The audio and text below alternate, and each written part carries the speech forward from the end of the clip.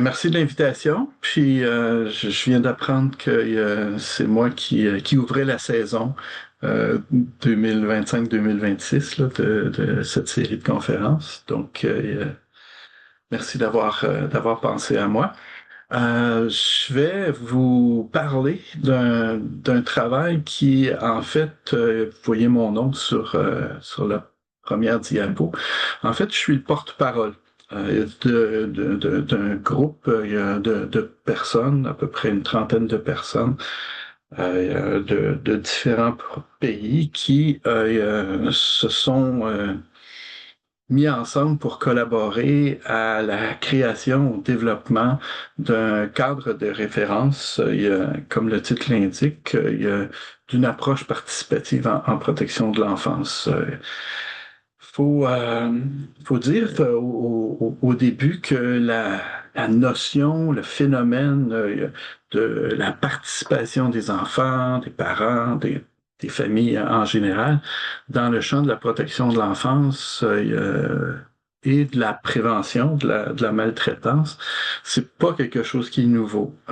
Évidemment, la Convention internationale des droits de l'enfant a un peu lancé le bal à la fin des années 80, début des années 86, là, avec des années 90, avec l'article 12, qui porte spécifiquement sur cette question-là du droit des enfants à participer aux décisions et aux actions qui les affectent dans leur vie.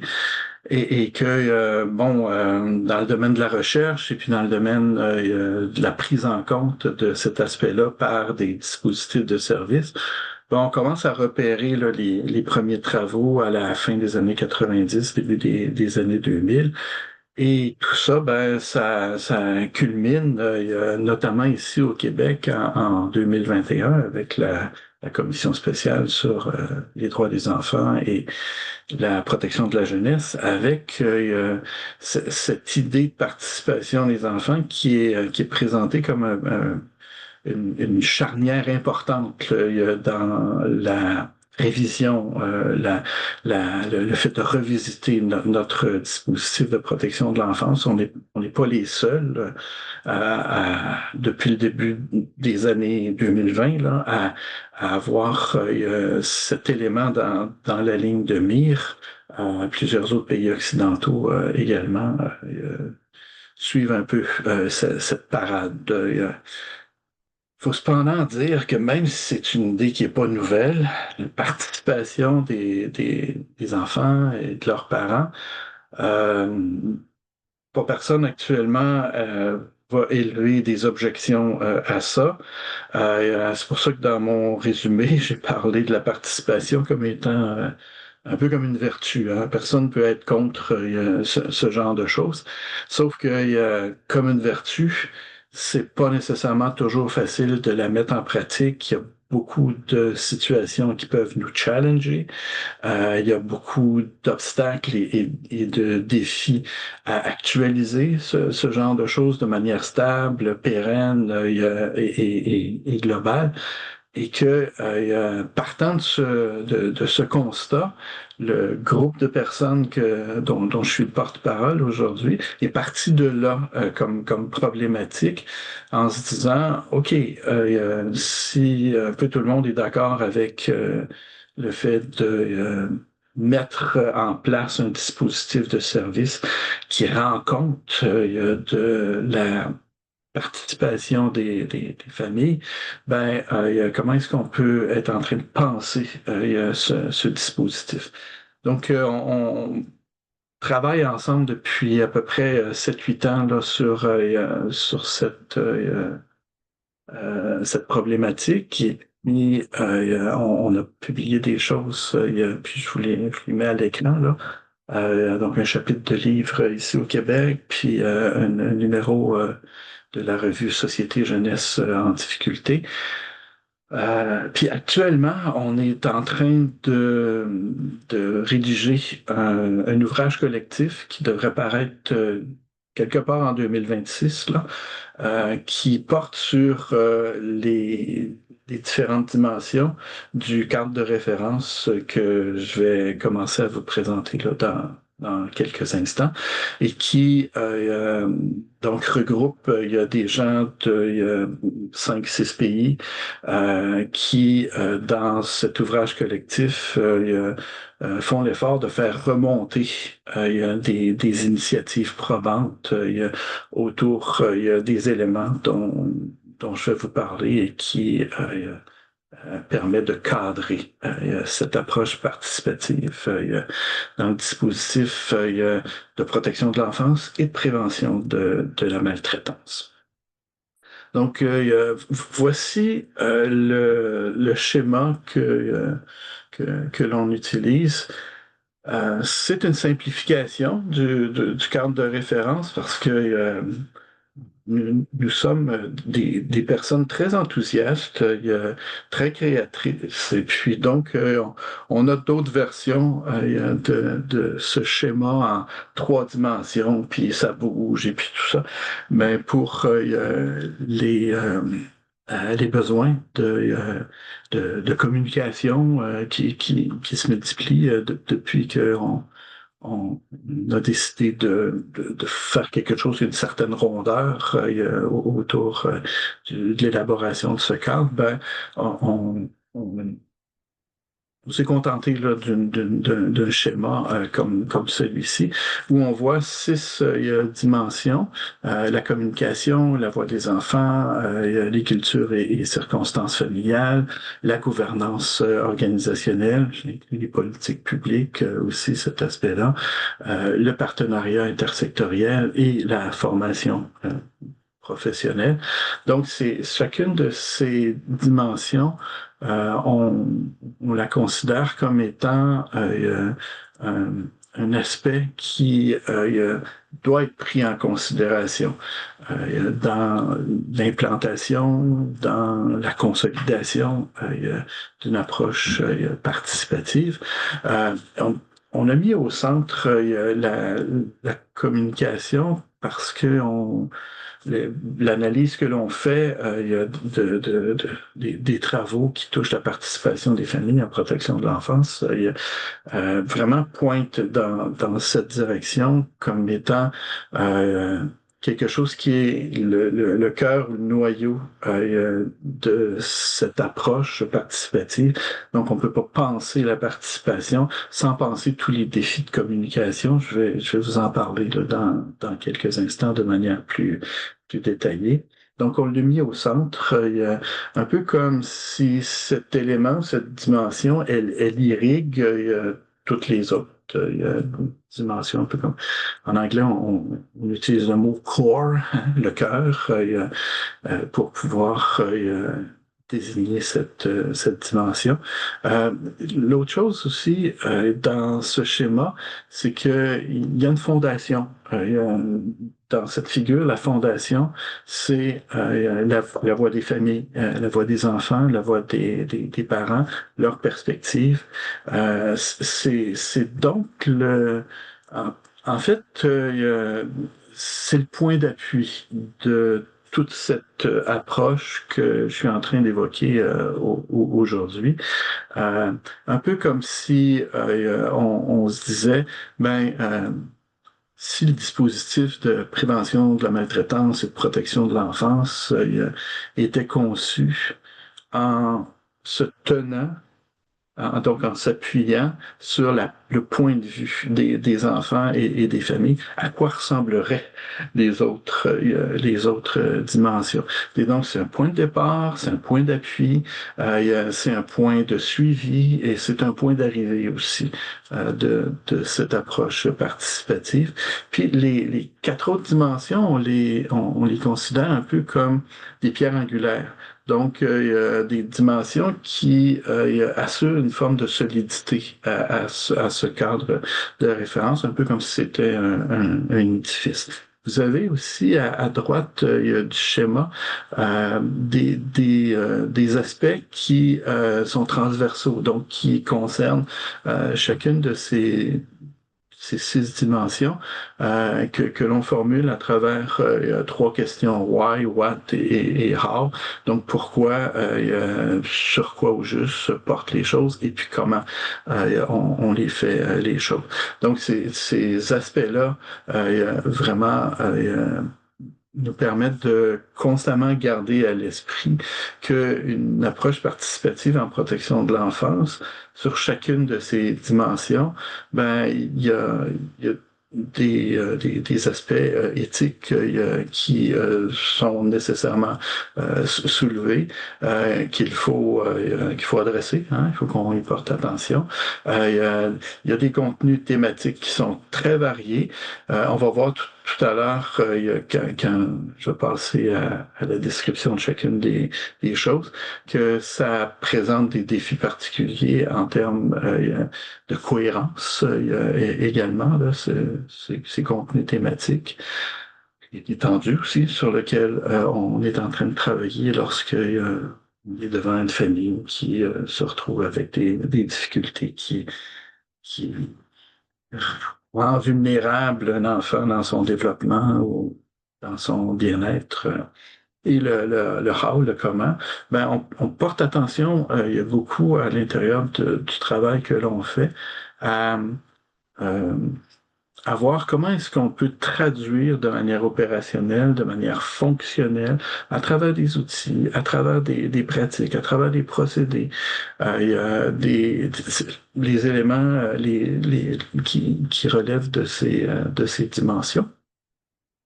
Et puis là-dessus aussi, ça nous amène à également être en train de réfléchir à la fois à ce qui est intéressant de mettre en place, de développer, d'inventer, mais aussi retenez que quand on passe d'une forme d'organisation à une autre, il y a pas juste des choses à consolider puis des choses nouvelles à intégrer.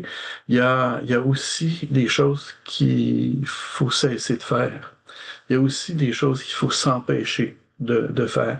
Donc cet aspect du comment, c'est également là, en creux. Qu'est-ce qui mérite qu'on porte attention sur ce plan-là, là. Et donc, je vais vous parler brièvement là, pendant les minutes qui me restent. Je vais vous parler de chacune de ces dimensions à travers les défis que ça pose aux dispositifs de service, aux personnes qui œuvrent dans ces dispositifs. Donc, des défis qui méritent qu'on y porte attention et puis qu'on tente d'y apporter des solutions, de relever ces défis. Je l'ai mentionné il y a quelques instants, la fondation de cette approche sur laquelle on travaille, c'est la perspective, le point de vue des familles, des enfants, des jeunes et de leurs parents. Et donc, le premier défi ici, il est relatif à l'existence de ce point de vue à l'intérieur du dispositif de service. Donc, comment est-ce que ce point de vue, cette perspective, l'expérience que les enfants et les parents ont de leur propre vie, de l'environnement dans lequel ils évoluent. Comment est-ce que ça existe en tant que tel à l'intérieur du dispositif de protection de l'enfance? Je fais une parenthèse quand je pense et je vous parle du dispositif institutionnel, ça inclut des organisations comme par exemple au Québec, il y a les centres jeunesse, là. Mais quand on pense à dispositif de protection de l'enfance, ça inclut plusieurs autres types d'établissements. Il y a dans le cas du Québec, il y a tous les autres aspects des centres de santé et de services sociaux qui concernent les enfants, le soutien à la vie familiale, à la parentalité, mais ça inclut aussi les partenaires intersectoriels, les écoles, il y a les organismes communautaires, il y a les organismes de justice, il y a, bon, ces, euh, ces dispositifs, en fait, toutes ces organisations qui contribuent à, à un dispositif institutionnel dont la fonction dans nos sociétés est de voir à la santé et au bien-être des enfants et à agir dans les situations où cette santé et ce bien-être peuvent être menacés, compromis, mis en danger, là.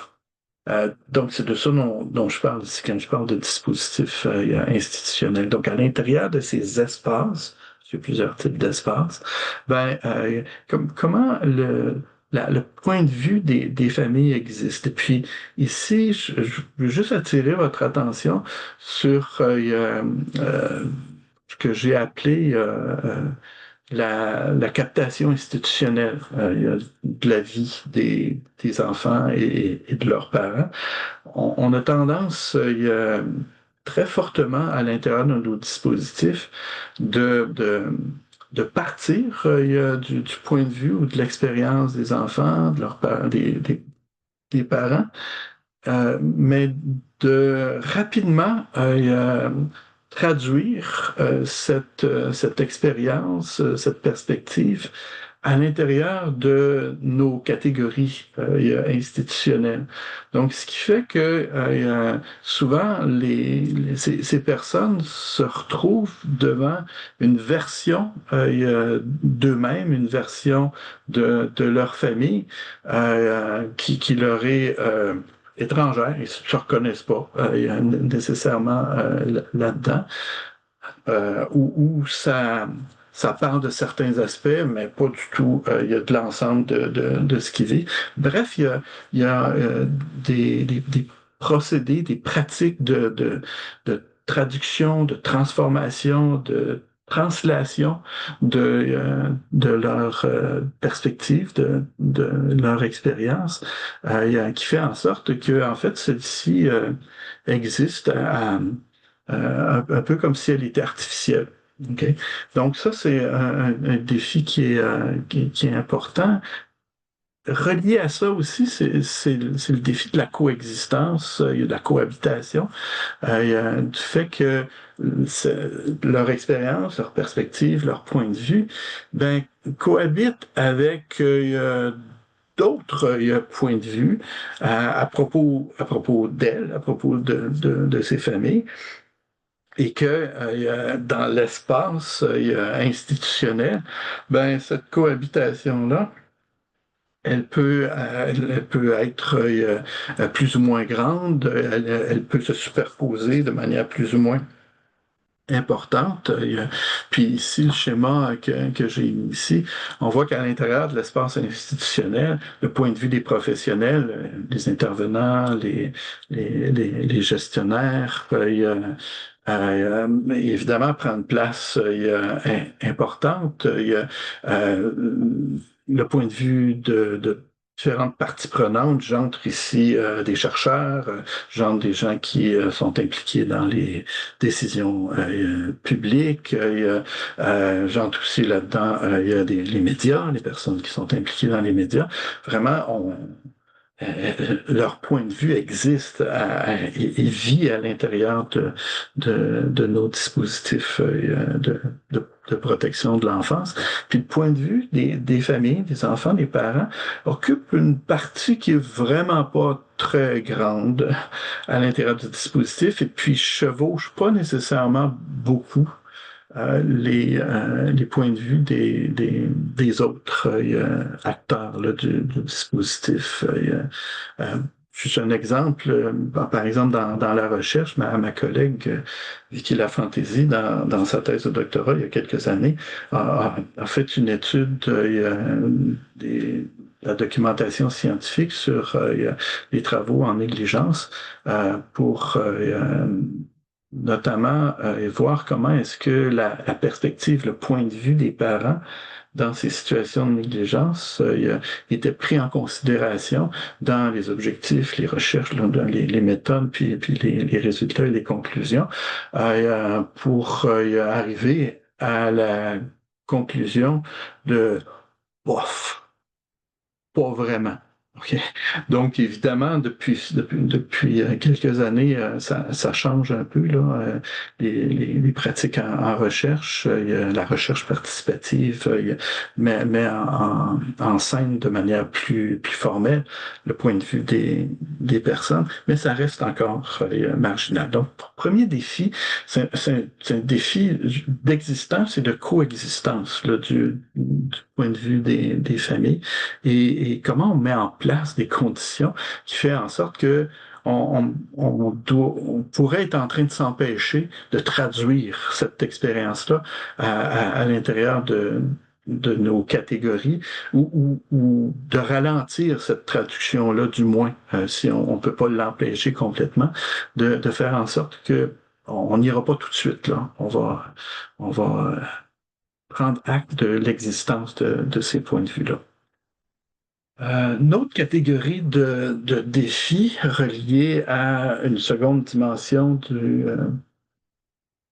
du cadre de référence, j'ai parlé de la communication comme étant le cœur, le core, il y a le noyau d'une approche participative.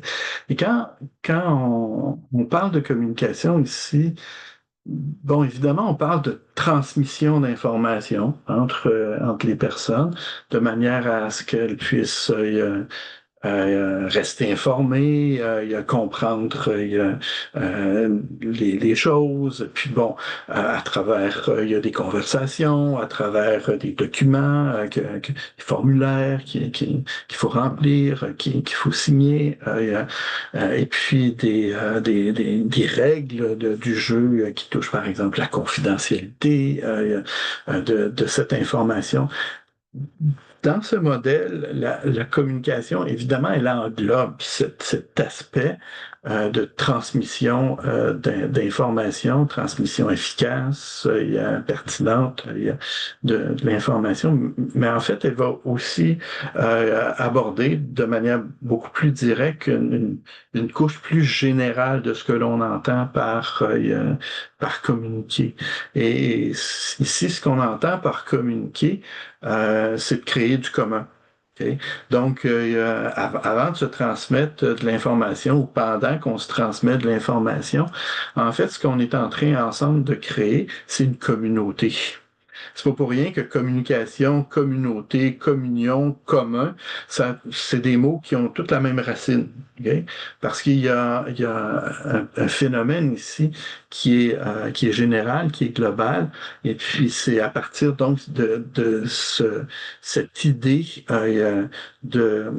en fait, lorsqu'on communique, on est en train de créer il y a quelque chose qui est commun, des significations, des valeurs, et ainsi de suite.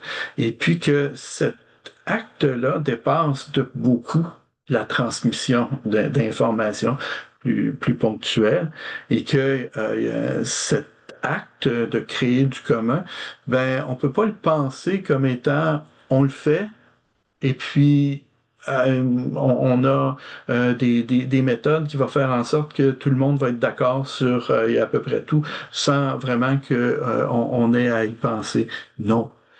Pour chaque situation, avec chaque enfant, avec chaque famille, avec chaque intervenant ou intervenante, avec chaque partenaire, on doit remettre sur la table à dessin qu'est-ce qu'on crée en commun, qu'est-ce qu'on comprend de manière commune, mais sur quoi aussi on est en désaccord. Où est-ce qu'il y a des incompréhensions? Donc ici, créer du commun, ça veut pas nécessairement dire une forme d'imposition de consensus, mais d'être en train de voir c'est quoi les différents aspects qui, justement, peuvent inclure des désaccords et des tensions, même des conflits dans la manière de comprendre les choses, puis que ces désaccords, ces tensions, vont pas nécessairement se régler. Fait qu'il va falloir continuer d'être en relation, même si on n'est pas nécessairement d'accord sur plein de choses. On va devoir poser des actions en tenant compte du fait qu'il y a des gens qui ne seront pas d'accord avec les actions que l'on va poser, notamment lorsque c'est des actions dans leur vie quotidienne. Donc, il faut, quand on pense à cette idée de communication dans le cadre de ce modèle, ben ici, puis c'est pour ça qu'autour il y a du cercle central, j'ai mis des exemples des principaux éléments sur lesquels c'est important de créer du commun à propos du droit des enfants et des parents, à propos du développement et des besoins des enfants, des expériences, des pratiques, des responsabilités parentales, mais aussi le rôle qu'une famille joue dans la vie des enfants et des parents, le rôle que des organisations de services, des professionnels jouent dans leur vie, le rôle des communautés également. Et ça, ben, c'est un peu comme à négocier, à préciser, à clarifier chaque fois qu'on a des nouvelles personnes avec il y a nos collègues, il y a dans des situations nouvelles avec des partenaires. Donc, il y a vraiment une somme d'efforts importante et quand je dis d'efforts ici, je parle plus en termes d'attention, d'attentionnalité. Donc, c'est important de garder l'attention sur ce genre de défi parce que si on n'arrive pas à pouvoir créer quelque chose suffisamment commun, là, il se produit toutes sortes de gripages et puis d'immobilité à l'intérieur du système. Une autre dimension qui est celle qu'on en appelle des cultures et des circonstances familiales. Les défis qui sont liés à ça sont des défis qui sont pensés non pas juste sur le plan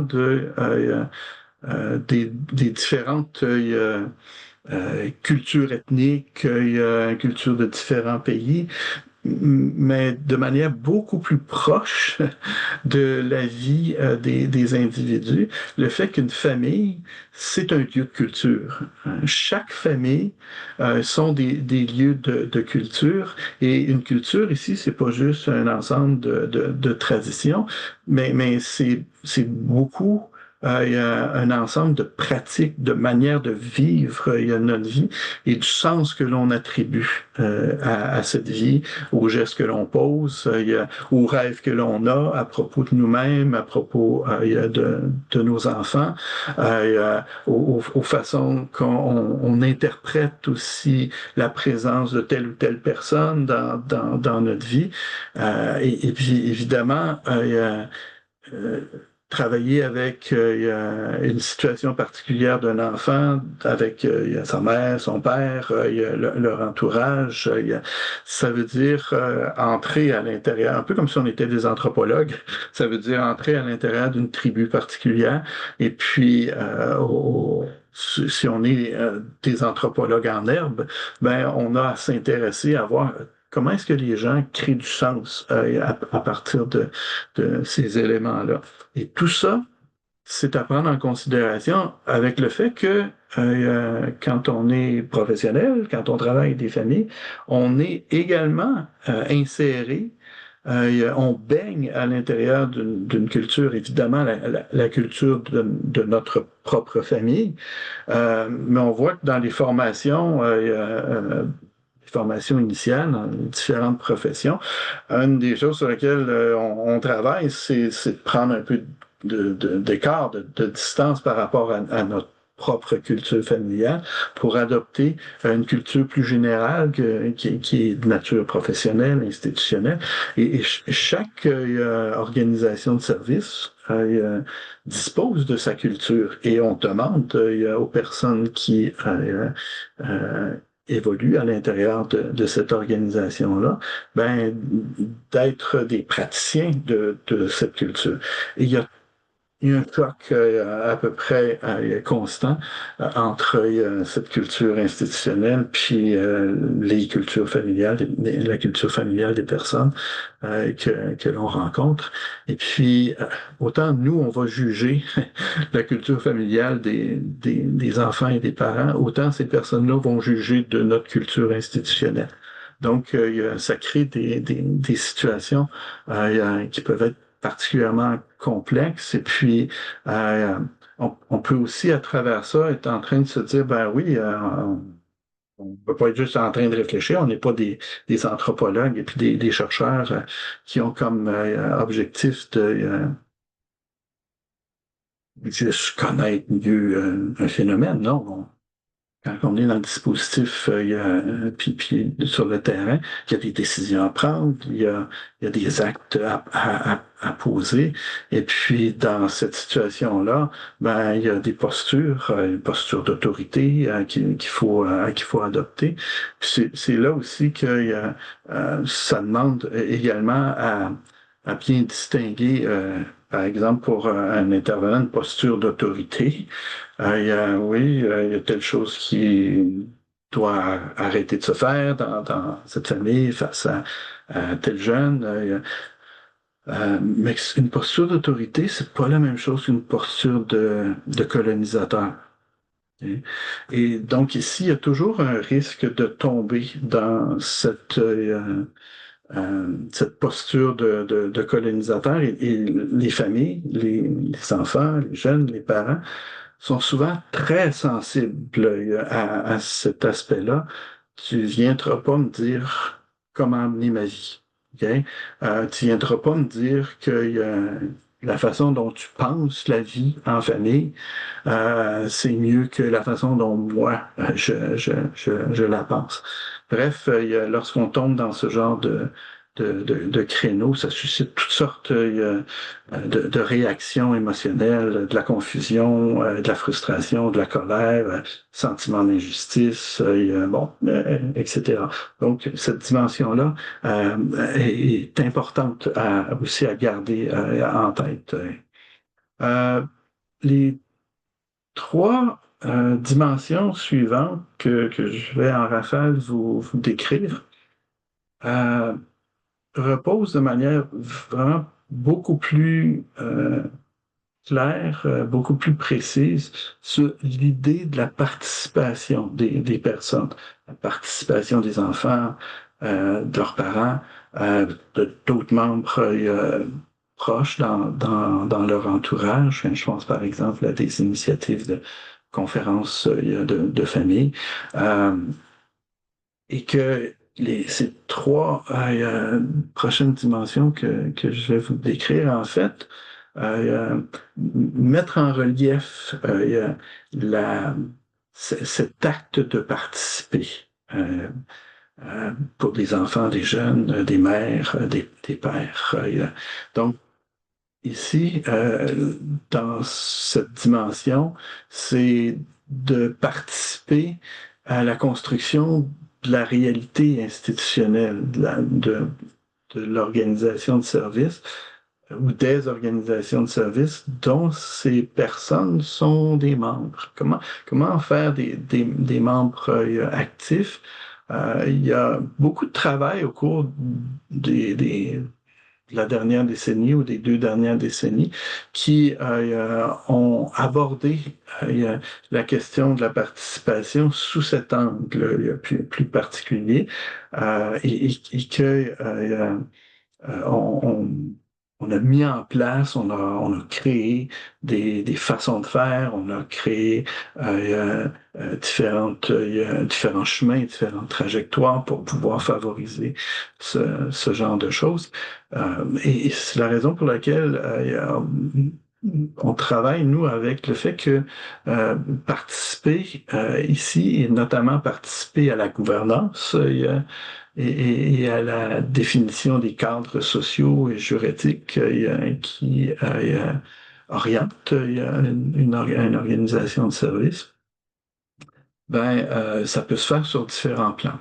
Le premier plan, le plan le plus superficiel, si on pourrait appeler ça, celui qu'on voit plus facilement à la surface, c'est la participation des enfants, des parents à l'intervention qu'on fait avec eux, aux actions qu'on leur propose ou qu'on leur impose, donc aux décisions qui mènent à cette intervention, décision qui mène à la façon de l'appliquer, cette intervention. Je pense qu'on a fait chemin de ce côté-là pour reconnaître l'importance de ça. Si on veut que les gens adhèrent, adoptent ce qu'on leur propose, c'est une bonne idée de les consulter puis d'avoir un peu leur approbation à ce sujet-là, puis de faire en sorte qu'ils sentent que leur voix est prise en considération sur ce plan-là. Il y a une autre plan, cependant, qui est la participation institutionnelle au dispositif de service. Encore ici, on est sur des choses que l'ensemble des organisations de services a mis en place. On parle de comités d'usagers, bon, des choses comme ça. On parle de quand on est dans les opérations d'agrément en santé et services sociaux, on va consulter les personnes. Fait que ça, c'est là, c'est intéressant. Cependant, il y a aussi les deux autres couches qui sont là beaucoup moins prégnantes et beaucoup moins saillantes, qui est une participation citoyenne. Donc, comment est-ce que des enfants, des parents peuvent participer à l'élaboration de ces cadres sociaux, ces cadres juridiques?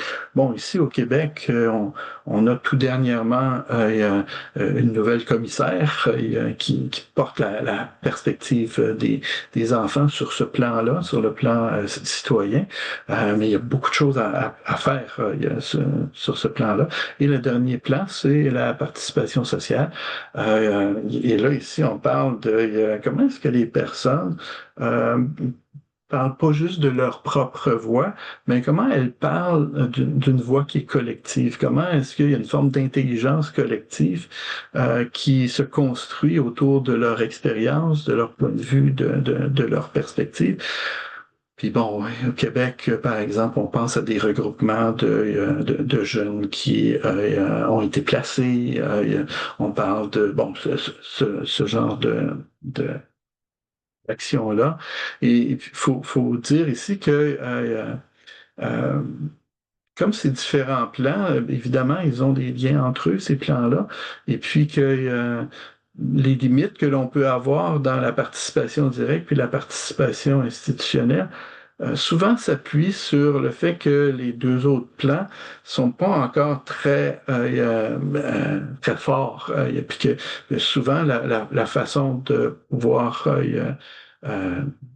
structurer des choses sur la participation des enfants à la construction de la réalité institutionnelle, ça repose sur une participation sociale, une participation citoyenne, pas juste des individus concernés, mais du fait que dans notre société, il y a ce genre de choses qui est disponible et qui circule. Je vais terminer en vous parlant des deux autres dimensions, donc de la participation des familles en tant que membres actifs dans la formation à la pratique professionnelle. Je pense que je vous apprends rien en vous disant que là-dessus, on a encore beaucoup de croûte à manger. Les formations collégiales, les formations universitaires, les formations de base là, dans nos différentes professions. Fait un peu de place à la participation de jeunes, de parents, principalement des mères, peu des pères, okay? Mais qu'on a beaucoup de croûte à manger là-dessus. Et nous, ici, dans le cadre de cette ce cadre de référence, on considère que l'endroit où ça compte le plus, la participation des familles, c'est pas tant dans le fait qu'on va mieux comprendre tel type de concept, et puis on va mieux comprendre tel type de loi, puis tout ça, non.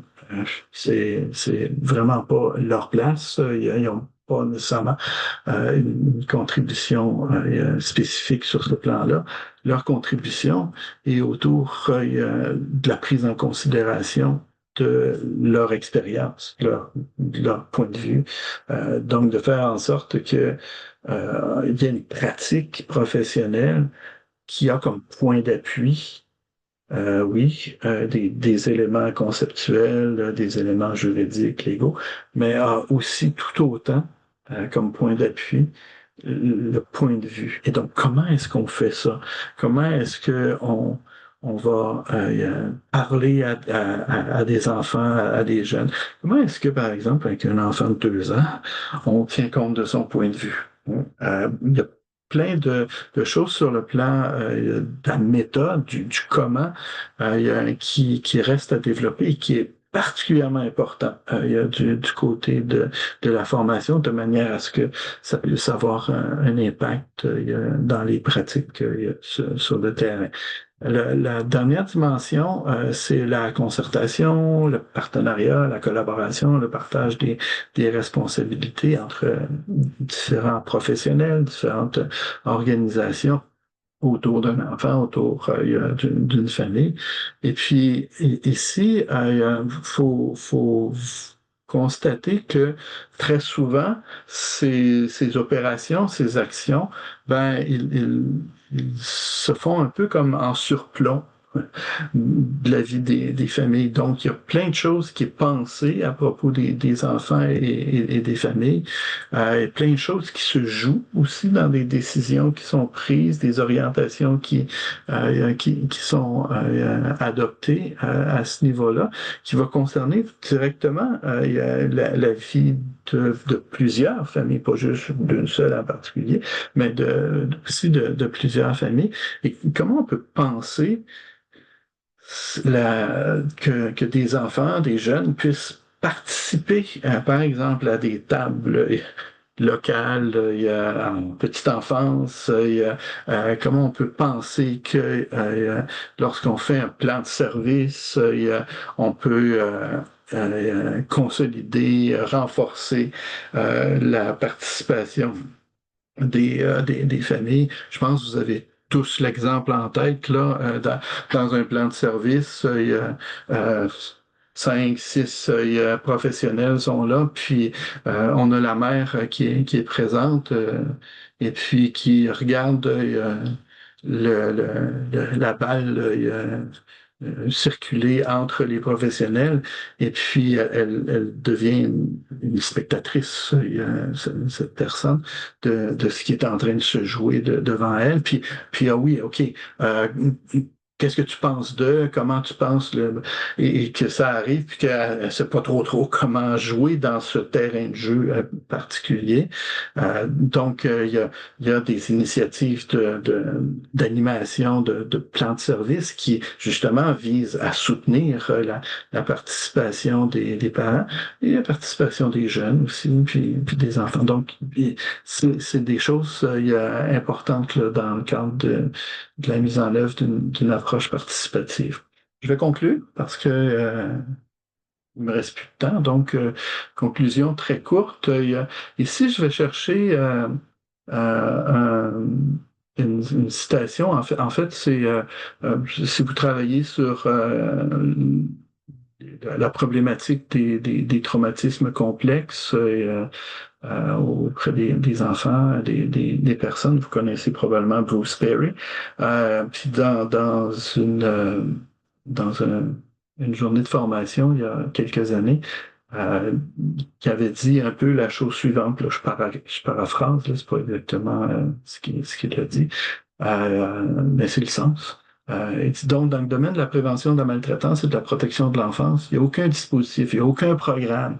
OK? Il n'y a aucune méthode qui est efficace en elle-même son efficacité repose sur les relations entre les personnes qu'il met en présence et les conditions qu'il offre afin d'assurer la qualité de ces relations et la préservation de la dignité de ces personnes. Donc, ici, euh, pitching is the name of the game, comme on dit au baseball. Ben, dans notre domaine, qualité des relations, c'est le